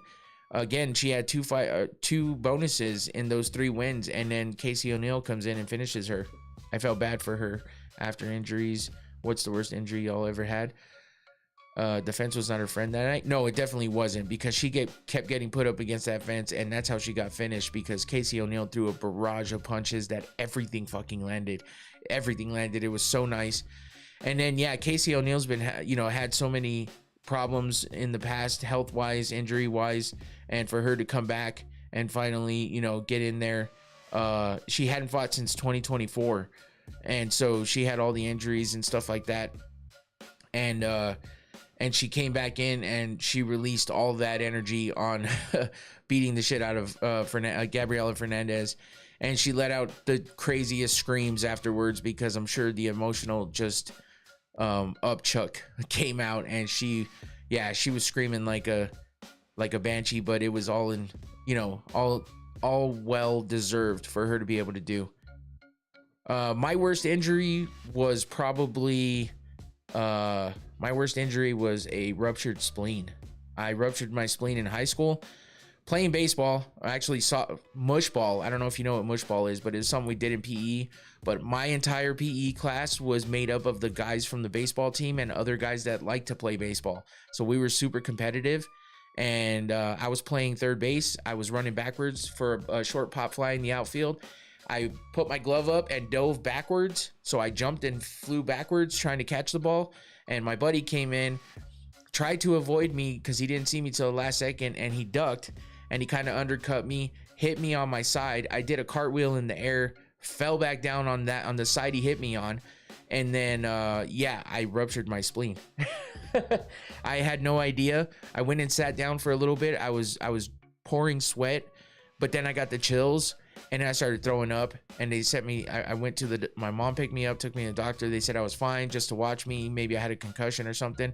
This was early in the fucking 90s, late 90s. So they just sent me home. And then we had to have my mom had to take me back because I started puking and nonstop. And then took me back to the doctor's office. They took me from an ambulance to the hospital from there because I ruptured my spleen. So I was in the hospital for 5 days, longest stay of my life in the hospital. Thankfully, I haven't had to do anything like that again. But that was my worst injury. It sucked. It sucked a lot. And they did not take my spleen out. So they said if they did, I would get sick a lot more often. And they left it up to my parents. They didn't do it. So my spleen is still in. I guess at those times it didn't matter. Like, people didn't seem to see a reason for it. I don't know. But it hasn't really caused me issues, I don't think, except I worried about it when I broke or cracked my ribs that time because I fell on that same side, and it got me a little freaked out because then I had flashbacks. But anyway, Casey O'Neal with the win. Now that I'm done with story time again. Sorry, guys. I keep going off on side quests here. Moving on. Tyrell Fortune, holy shit, man. He came in looking good, showing off the wrestling skills. The way he threw Tybura in that first round was crazy. He threw him, he followed up, throwing his body into him as well. And I thought it was going to be over at that point. But Tybura came back, he wound up going all 3 rounds with Tyrell Fortune. But it was a solid fight. Tybura fought a little better than I never feel like Tybura's in a great fight, honestly. but he fought pretty decent against Fortune considering the wrestling advantage he had, and he actually seemed to be wearing on Fortune for a minute there, I think at the end of the second or whatever. But yeah, this was the weird outcome that happened where Tybura got the win according to Bruce Buffer, and it turned out he made a mistake and he announced the wrong winner, which I don't know about you guys. Do you guys remember the last time Bruce Buffer did this? I could have swore this happened last year. If not last year, then the year before, where Bruce Buffer announced the wrong winner, and he caught it right away, right there and then in that moment. But even Dana said that you know, it's happened before, because the media was asking him about, you know, what happened there and how did this happen and how did he feel about it. And Dana said, well, listen, I know that, you know, it's happened before. It's not the first time. And I know that Bruce Buffer probably went and tried to hang himself somewhere because he hates making those mistakes. So I was just like, I could have swore this happened not that long ago. If anybody remembers, drop it in the chat. I don't know. If you're watching this after the live, hit me up in the comments and let me know if you remember when the last time this happened was. But I thought it wasn't that long ago. So I could be wrong. Maybe I'm just remembering when it actually did happen, because I'm sure I saw it. Who do y'all have replacing Bruce when he retires? He's like 66 now. I don't know who could, man. I don't know who could, because he's just an icon in that position. And I think that I don't think you see too many guys that are like him. So I think they would have to do some real searching to find somebody with a talent that would make it seem as unique as possible, instead of being just a Bruce Buffer replica, or, you know, just a run-of-the-mill guy. Maybe they would probably put the Mexican dude that does it for some of the international cards. We're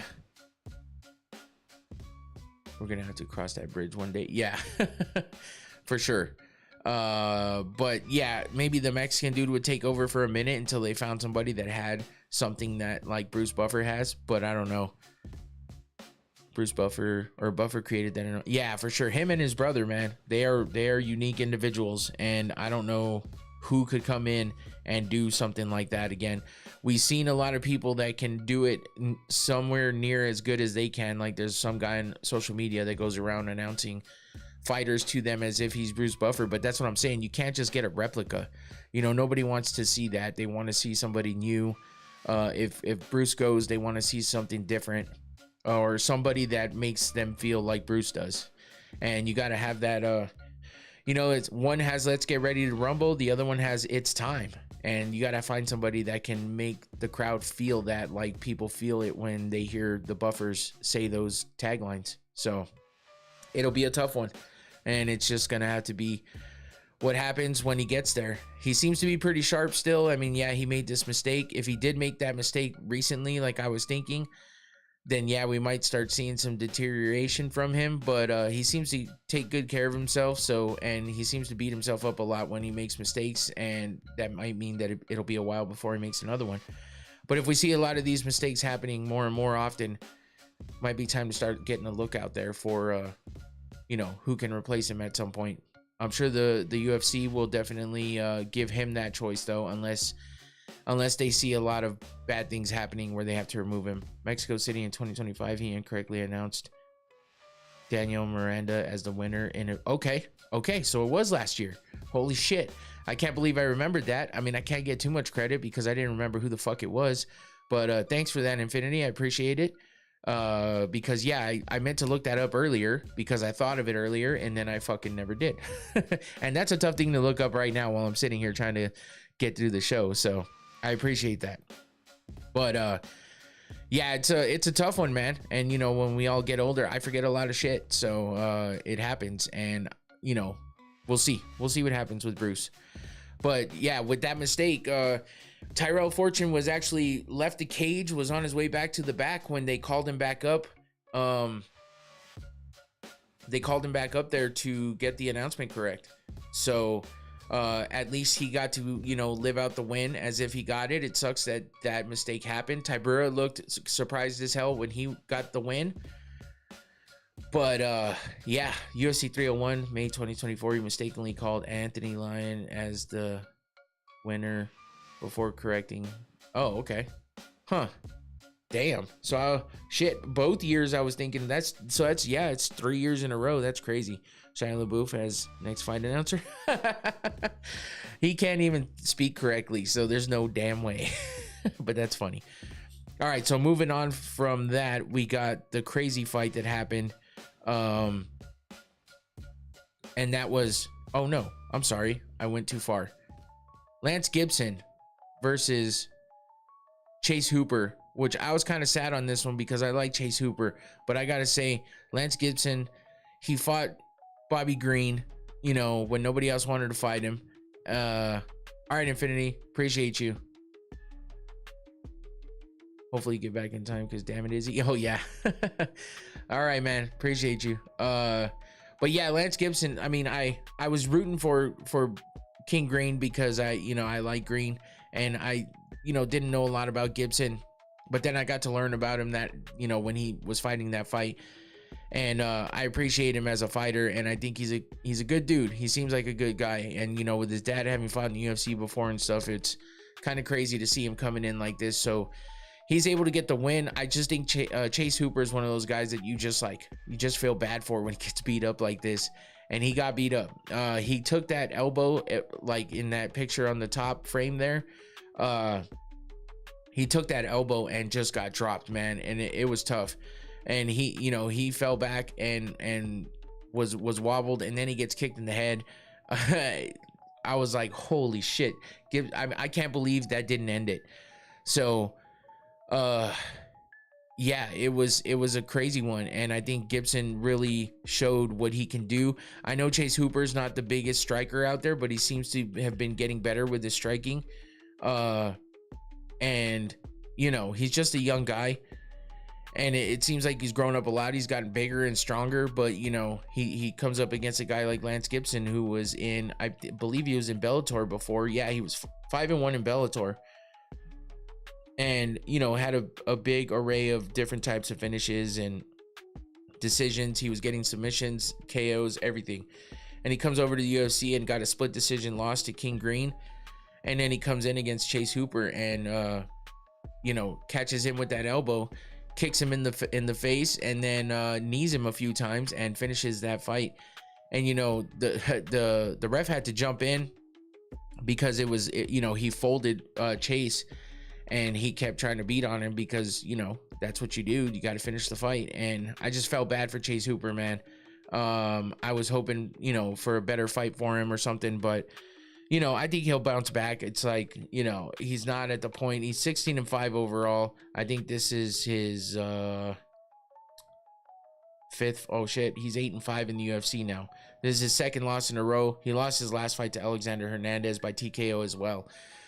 So it's tough, man. He went on a 3-fight win streak with 2 submissions and a decision win over fighters like Slava Claus and Clay Guida and Jim Miller. But now he's fighting the younger guys that are, you know, super explosive and you know, great all-around fighters. Crazy he's had that many fights already. Yeah, I know, it's weird. That's why I was like, wait, what? Shit, 5 losses already, damn.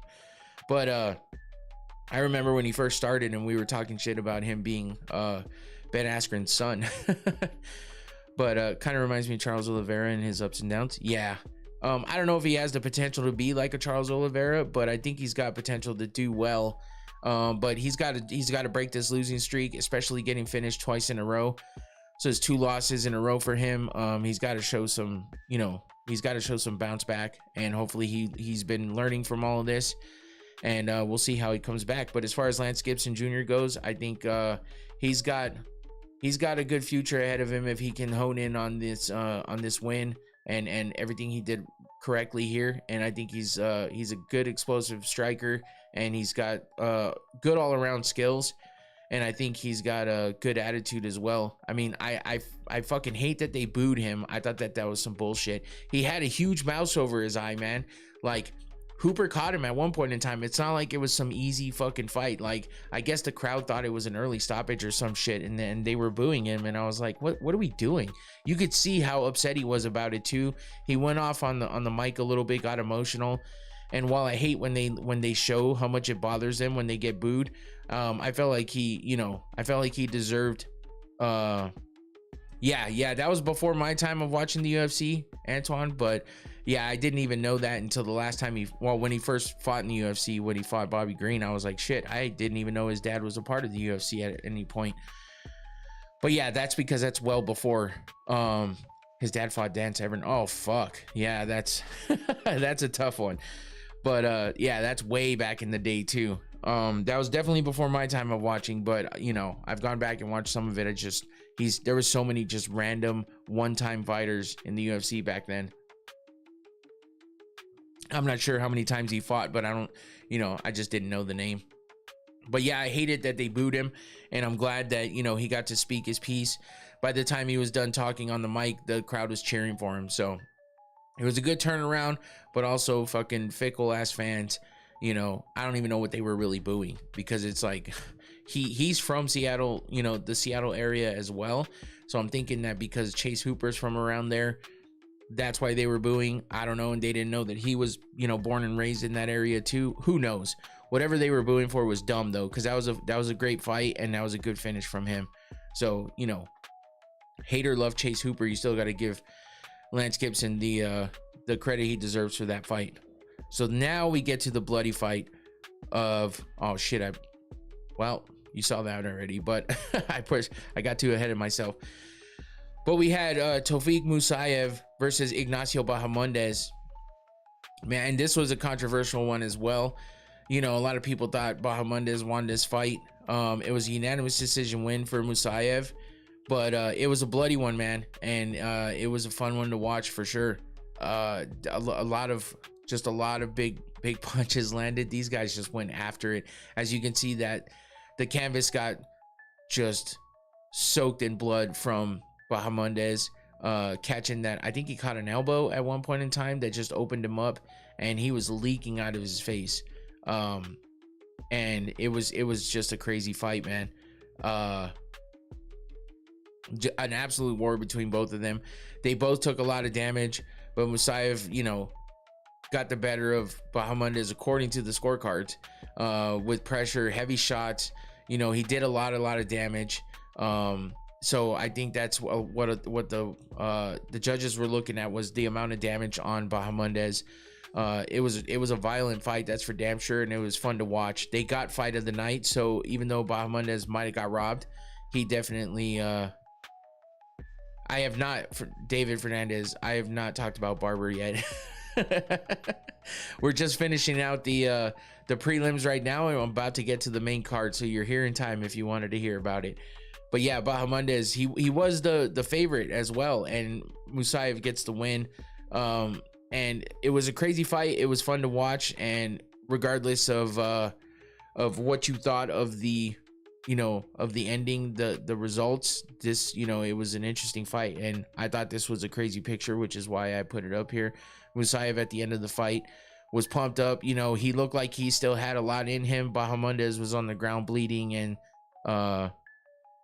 Lance Gibson Jr., his dad fought Dan Severn. So that's what we were talking about, because Gibson's dad was in the UFC around in the early eras, single digit eras of the UFC. So it's kind of crazy, which I didn't know until Lance Gibson was fighting in his previous fight, his only other fight in the UFC. So I didn't even know that. It's crazy. Anyway, Musayev gets the win, bloody and all. And I mean, his hair legitimately looks like it's soaked in blood, which is insane. That's one of those crazy fights you don't see all the time in the UFC anymore. I think we used to see it a lot more back in the day, but not as much this time, these days. So that was a fun one to watch. And that leads us into the main event. I mean, the main card. God damn it, I always do that. Main card, starting with a Fast and Furious fight. Oh shit. Again, I fixed this earlier. What the hell happened? Oh, I see what happened. Okay, so I'll just fix it here. There we go. Fast and Furious fight, which is what I was assuming was going to happen here. And that was Terrence McKinney taking out Kyle Nelson quickly. I said pretty much the way that I mean, it's not like I'm a fucking future teller here. That's how Terrence McKinney fights. It's quick always. It's a sprint, not a marathon. And whether he's getting finished or getting the finish, it will end quickly almost every time he's out there. And so future teller. He did exactly what he does, Terrence McKinney doing Terrence McKinney shit. He ran across the cage and landed a big kick on Kyle Nelson, dropped him, which Kyle Nelson, he defended that kick, but that kick got through the defense, man. He put his arms up and McKinney didn't even connect with his head. He kicked him through the arms and still dropped Kyle Nelson. And then he jumped on top of Nelson and just hammer fisted the shit out of him and got him out of there 24 seconds in. And yeah, it was a quick one. That's just what that's just what Terrence McKinney does, because I mean, he'll rush after you, and when he gets to you, he's either going to get caught with something or he's going to catch you with something, and he's going to finish that fight. So I don't know that Nelson even got like anything off on Terrence McKinney, from what I remember. You got all the ways of describing it, huh, Tua? But yeah, there's not a whole lot else to talk about that, except Terrence McKinney just shows us what he can do again and what he's been doing. Seems like when he goes past the first round, he loses, because he's lost 2 fights. He lost 2 fights when it got to the second round, and those are the only fights that have ever been to the second round. He's never won a fight that's gone past the first round, basically, but he's lost other fights that have been in the first round as well. So it's interesting when Terrence McKinney's on the card, because you're going to get something quick happening when that fight is on, because he just continues on that pattern. But Kyle Nelson didn't even get a chance. So who knows? There's not a whole lot to tell with him, except he just fell victim to the chaos of Terrence McKinney. So we'll see how he bounces back and what he comes back to, and we'll see who they give Terrence McKinney next. Kyle Nelson was coming off a win over Matt Frivola, and Terrence McKinney was coming off of a loss to Chris Duncan, who's fighting next week. So yeah, that was that fight. 24 seconds, done. Next up we had, see what is going on here. I swear I fixed all this stuff, and now it's just being dumb. So let me fix that again. Okay, there we go. So next fight up, we had Yusri Belgari versus Mansour Abdul Malik, and man, this was a good fight too. This whole main card was damn good, man. I don't know. I'm thinking none of these fights were really bad. We had 1, 2, 3, 4. All of the main card were finishes. Yusri is a nice addition for sure. Just a high level kickboxer, man, and he showed it here, and he was able to take advantage of Malik and not let him get to his legs and take him down. No, didn't really let him do a whole lot. Undefeated prospect and Mansour Abdul Malik, and he was able to stop him. And he, he kind of made, I don't want to say he made it look easy, but he kind of made it look easy. he Malik didn't get a whole lot of offense going for the most part. He landed a couple takedowns and he showed some toughness, but Bulgari's takedown defense was good when it mattered. And even though he got taken down a couple times, he got back up quickly and didn't allow it to be something that took precedence over his dominance on the feet and everywhere else. Let's see. Malik pretty much had, he had some damage happening already by the second round and seemed to be, tired, fading out.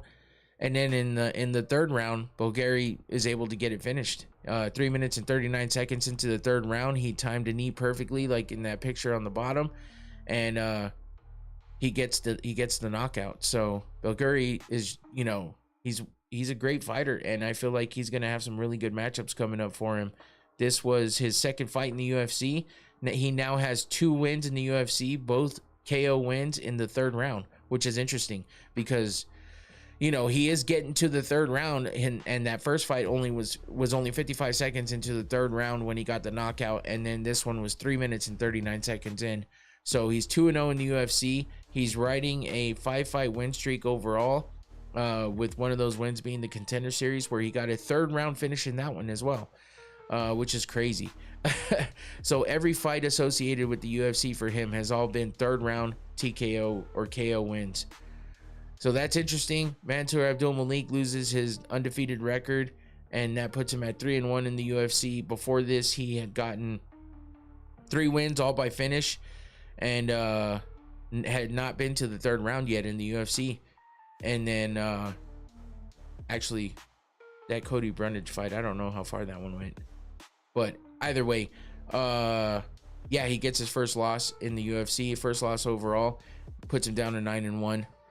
And that brings us over to another interesting fight, and this was Laren Douglas versus Julian Erosa. Big knockout win here for Laren Douglas. I was actually impressed by that. My friend said Yusuri is the next Alex at middleweight. I think he's got good potential for it, man. He's definitely he's you know, from that same bloodline type shit. The kickboxing, they have a way with their hands, they have a way with their knees and their kicks, and they have a way of carrying themselves. So that Douglas guy is gonna go far. He always had good English. Yeah, man, he was impressive as hell. Did you see Alex put weight on? You can see it in his face. Yeah, with that video he made with Sean Strickland, was pretty funny, and he looks fucking huge. So we'll see. That's going to be interesting when he comes up against Cyril. But Laren Douglas gets the win. 3 minutes and 33 seconds into the first round. It was a... Oh, he was in Yusri's corner. Oh, I didn't even notice that. Fuck. Oh wait, I actually did. I didn't even remember seeing him in there, but yeah, I do remember that. Does winning an interim belt add to Alex's legacy? Yeah, because technically that still means that he's a 3-division title holder. Because while it's an interim title, it's still a title. He gets a belt, he gets the pay, and he's considered a champion. Maybe not undisputed, but he's a champion. So that puts him, you know, he'll legitimize it by unifying that title with the undisputed title. But you know, Aspinall isn't an undisputed champion anymore when that interim title gets introduced. So they got to unify the title, and if he wins the undisputed title, because after winning he's now the interim goes away and he's the undisputed, then then he's a legit three division title holder. But I think interim puts him in that category anyway. So it'll be interesting. I got Gon winning, not gonna lie. Oof. I don't know, man. Anytime I've doubted Poatan, he's got the win. So I'm done doubting him. I didn't think that he would ever get this far. I don't think the UFC wants it that bad. I really don't. I think that they know what they have with Poatan, and I think that they know that they've got him locked in for 8 fights, and I don't know that he'll even get those 8 fights in. But if they were that willing to lock him in like that, I think that they're definitely gonna okay that makes more sense. Tua's got Gon winning. Okay. Yeah, I mean, Gon could win, but I don't see it happening. I think Poatan has enough to take out Gon, and then possibly Aspinall. But yeah, we'll see. We'll have to wait and see. It's always a question when Alex jumps up. Yeah, they do. I mean, yeah, because of what happened with Gon already, and the fact that he's been in, I don't know why he's had so many chances to get a title, but it's crazy. So who knows, man. But yeah, Laren Douglas did well against Julian Erosa. I kind of felt bad for Rosa. He seemed like he was doing okay for a second. He tried to push forward. You know, he was tough in there, and he took a lot of damage, and he stayed in there. But Douglas is just a force. I don't know that anybody would have been able to to withstand what was happening in there. Rosa got knocked down multiple times, and I'm talking one punch knocking him on his ass was crazy. So yeah, I mean, I get all that, Antoine. I don't think that we can just I don't think that we can make that, because we've seen plenty of comeback fights. I don't know that Aspinall, yeah, I mean, he got poked in the fucking eyes like multiple times. It wasn't even the first time when that happened. So for me, I feel like, he's battling that shit. Nothing against Gon, because he, Gon fucking made him, caught him in the nose. I just feel like I don't care how gassed he was. People come back from being super gassed and do more in the second round. So yes, he was visibly like gassed. I get that, but I wouldn't count him out. I just don't see him. I don't know. We'll never know too. It doesn't matter. We'll never know, because it's going to be an entirely different fight if we see Aspinall fight Gon again. It's going to be entirely different, and he's never going to beat the stigma of, oh, he looked bad, I think he was losing that fight, he was going to lose that fight. He's never going to let that go, and then until he fights him. So, and then everyone will still make the excuse that, oh, well, he was still gassing that first, he was going to lose that first fight. Yeah, I get it. We're never going to know. I hate it that we're never going to know. I hate it, because we're never going to hear the end of it, because it's just always going to be what ifs.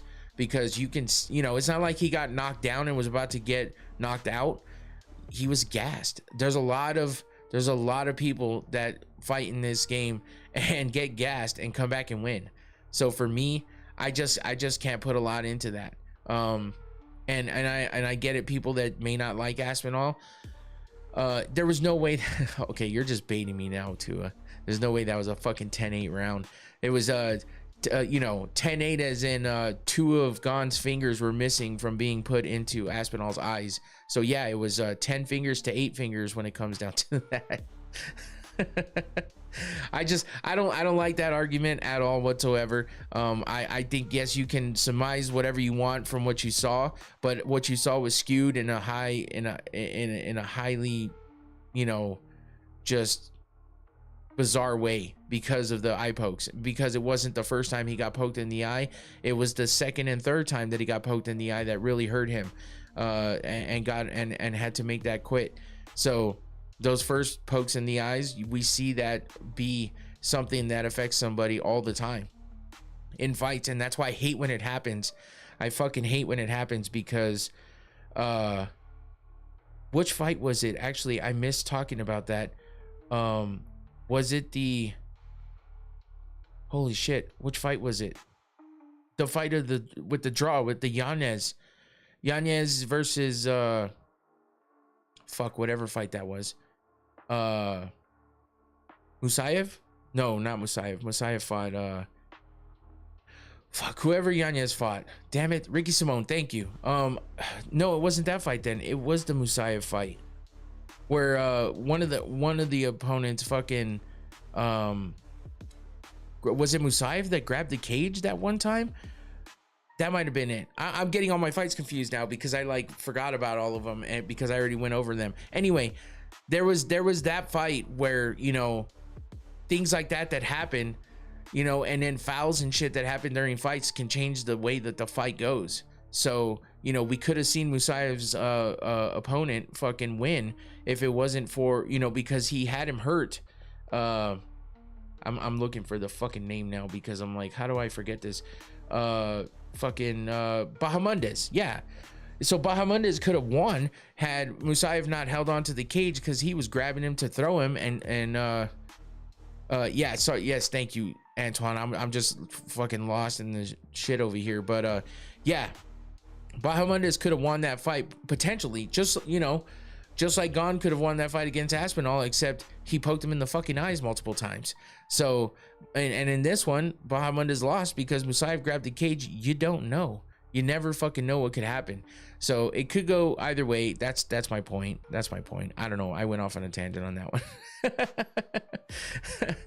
But yeah, with this one, Arosa getting dropped 3 times and then fucking finally getting finished, and you know, the refs just let these go, man. They let these fucking fights go this time for sure.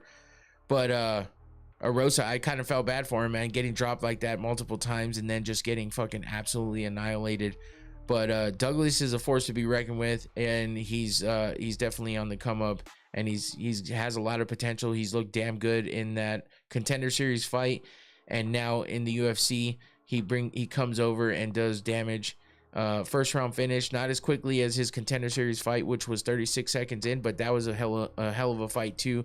And his striking skills are impressive. So we'll see what happens when he comes up against a tougher opponent. Arosa is tough and is durable, but you know, that's some power to drop him like that with those single punches and dropping him multiple times. It's like, that's it for Arosa, man. The toughness didn't hold up. So that brings us over to Michael Chiesa versus Nico Price, and it was Chiesa's retirement fight, and I think Nico Price retired as well, right? So, you know, it was a quick win for Michael Chiesa, and he did what his signature moves, sinking that choke in, that rear naked choke, and getting the win 1 minute and 3 seconds into the first round. There's not a whole lot to talk about here.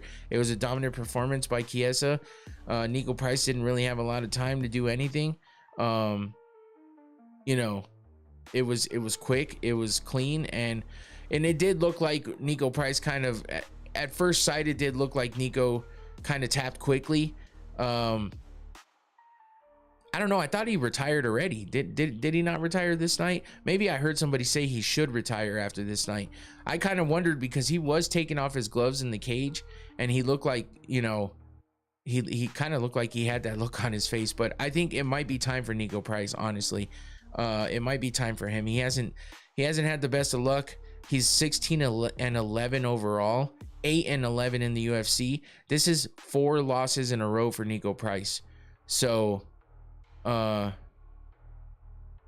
yeah, he's got a lot of kids. I don't know, man. I don't know if he continues to fight at all or what he does. This is four losses in a row for him. I don't know if the UFC gives him any more chances after this. Everything has been a finish except for that first one against Themba Gorimbo. So yeah, four losses in a row, 3 out of the 4 being finishes. I'm not sure he's gonna get another shot. So tough luck for Nico Price, but good win and good retirement fight for Michael Chiesa. He'll be back on the desk, doing what he's been doing pretty well at. So I don't even know how Price was still in the UFC. Yeah, after 3 losses in a row like he was, I'm not sure how he was either. It's kind of crazy. But now we get to Alexa Grasso versus Macy Barber. What the fuck, man? Holy shit. So I eat my words because I was like, I think Barber's gonna win. I think she's that younger fighter that's on a streak right now, doing well, beating big names, and Alexa Grasso's just not been looking great in her past fights. She's been getting taken down. She's been fucking giving up. Well, yeah, with the extra additives to herself these days, I'm not surprised there's not one out there already, honestly. But yeah, just Grasso, just what she's been doing. She was on a losing streak while hey Antoine, Smoke weed every day. there you go.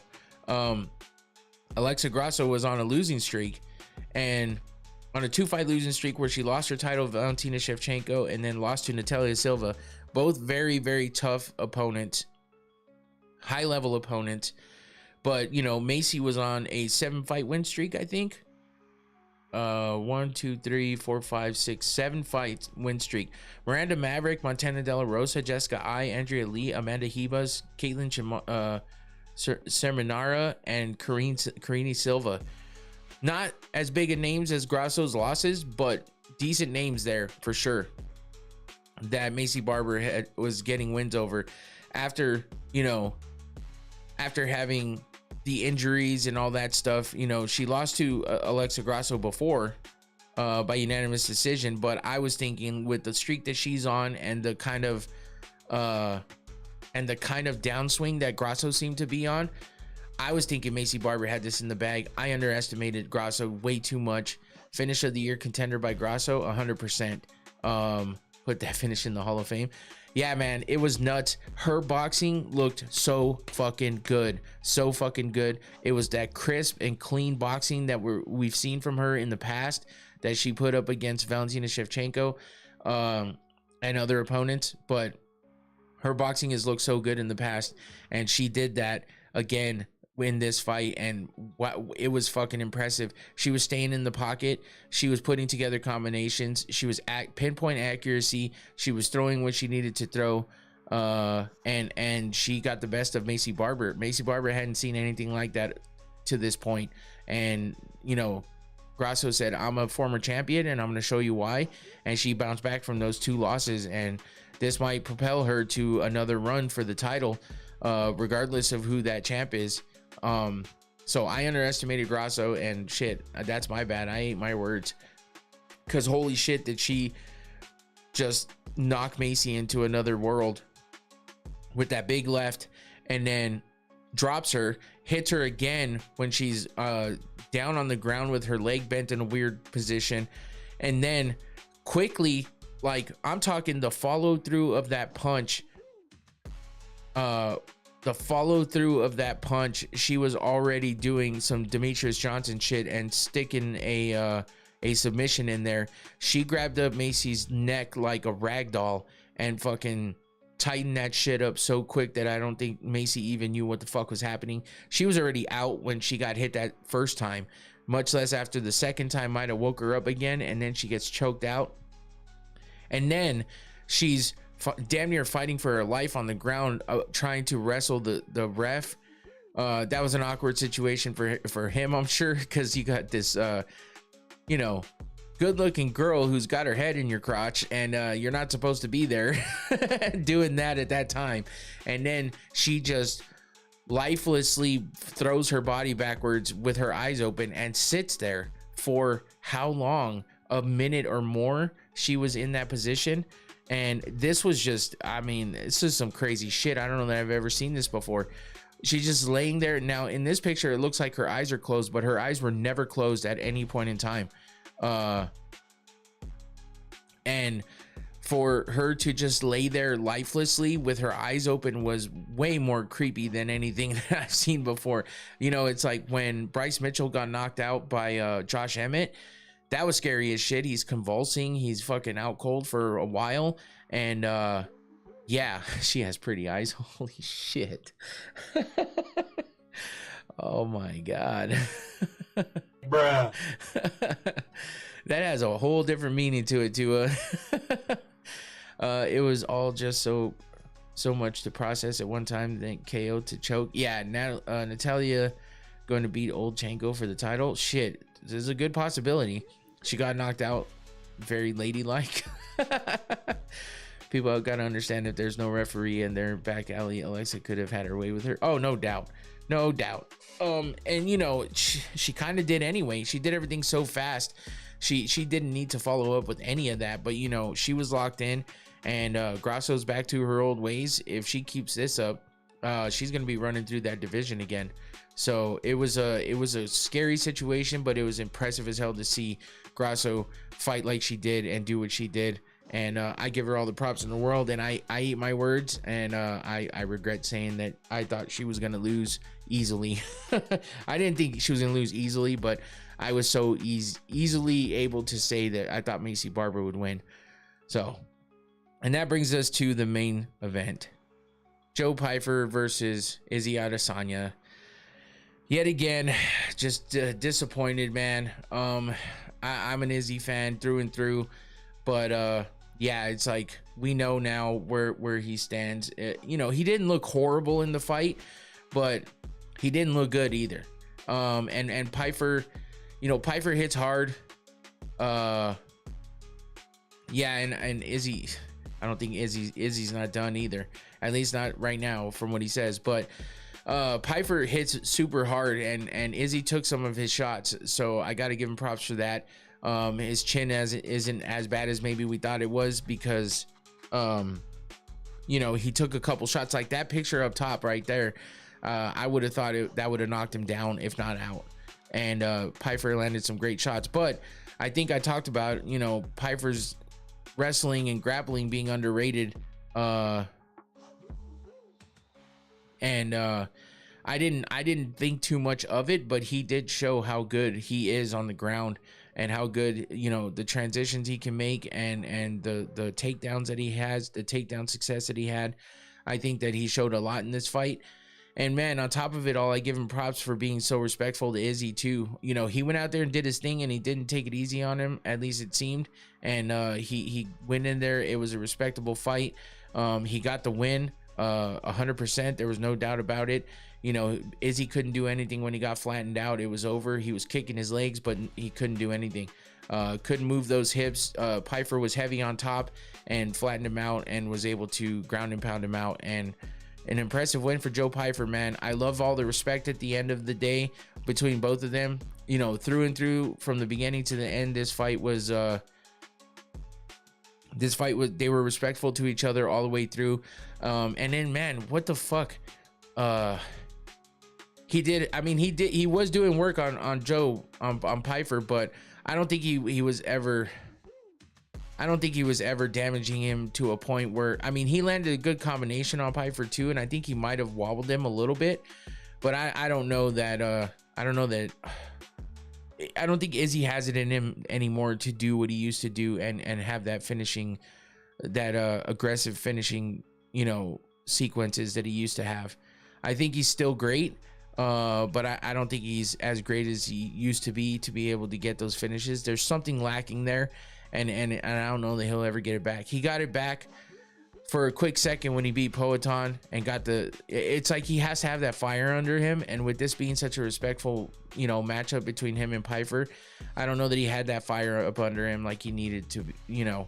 So good for Pyfer though. I'll say that, you know, the fact, yeah, I mean, his cardio, yeah, obviously his cardio is not the best either, but I just think that he gets in a compromising position, and then he just can't seem to get out of it.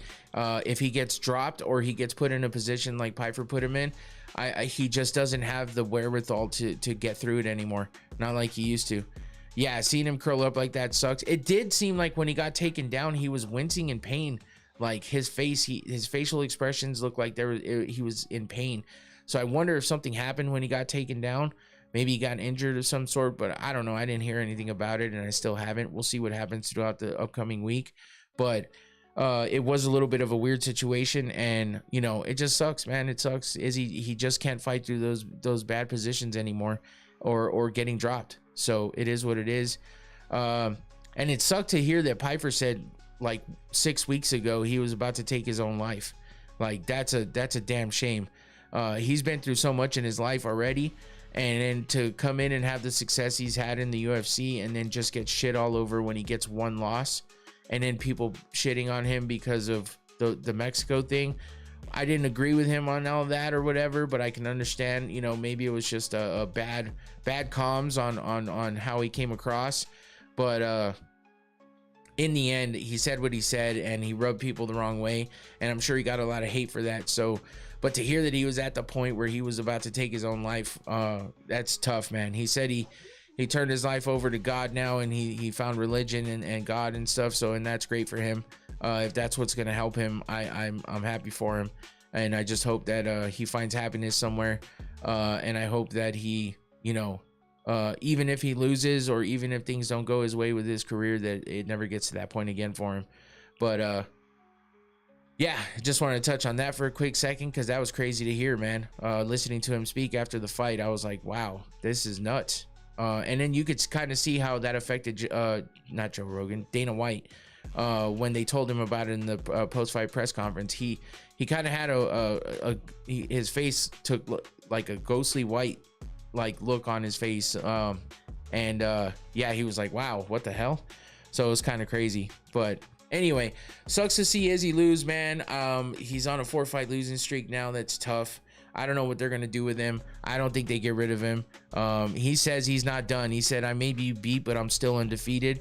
And I just think that's the belief he has in himself, and that's fine. He seemed in good spirits. I'm glad he didn't get knocked out cold. I don't want to see that happen to him, but you know, if he's gonna continue to fight, there's a possibility. So we'll see what happens. But yeah, that was your main event for UFC Seattle. They're not gonna give him layups though. It's only gonna be hard. Yeah, I know. That's what's tough. Fight wheel predictions went 4-2 actually, which is crazy. Bulgari got the win, Arosa lost, Grasso got the win, McKinney got the win, Pfeiffer got the win, and Price got the loss. So we went 4-2 on the fight wheel predictions. Yeah, fighting Kyle, that's going to be a tough one too. But not too bad for the fight wheel predictions this week, surprisingly. Atiba Gauthier, oh my God, that, I don't know. Anyway, we hit the 2-hour mark, man. I didn't even realize it. I'm fucking yapping up here. I appreciate you guys for keeping me going. I appreciate all the banter as usual, all the interactions. You guys are awesome. You guys make the show better, man, honestly. So I appreciate you guys for always coming back and always giving your input. We get silly sometimes, but it's fun regardless. I hear Barbara going to cut hair for 1 year. Thanks, Antoine. I appreciate it. Yeah, so yeah, thanks to all of you once again for always jumping in and contributing to the show. This week, yeah, I got a busy week actually. I got some stuff to do on Tuesday, so I won't be at work. So I'm working tomorrow, off Tuesday, working Wednesday. Wednesday night, I'm going to a show with the wife, and then Thursday, work. This show previewing next week's fight between Chris Duncan and Renato Moicano. So I'll be previewing that on Thursday, and then on Friday we'll be doing the reverse interview with Infinity. He'll be interviewing me here on this channel, so be on the lookout for that. I'll give you all the details on Thursday. So yeah, tune in on Thursday, and I hope you guys have a good rest of your week. I appreciate it. I got a radio show I got to do on Tuesday morning. Right on. Good luck with that, man. I hope it all goes well for you. Keep up the good work. Thanks again, everybody, for tuning in. Appreciate you guys. Come back on Thursday for the preview of next week's fights and anything else going on in combat sports. That's it for me. I'm out of here. Take it easy. Peace.